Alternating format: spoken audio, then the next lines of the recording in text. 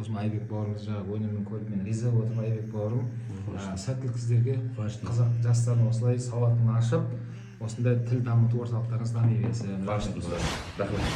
Бүгін міне Қабылбек ұстазға біздің приложение түсіндіріп жатыр. Бағында міне бастапқы мына деңгейлері, одан кейін интермедиат сабақтары. Бұл сабақтардың ерекшелігі практикаға арналған өте көп тапсырмалар бар. Ал ұстаз пайдалы білім болсын бұда. Тек қана келесі жолы қазақша емес ағылшынша сөйлесіп отырайық. Енді бауырлар, мынау қазақ атам айтады ғой, өзге тілдің бәрін бір, өз тіліңді құрметте. Ағылшын тілі, араб тілі, жалпы Қытай тілі болсын, қай тіл болсын, бұл Алланың жаратқан тілдер.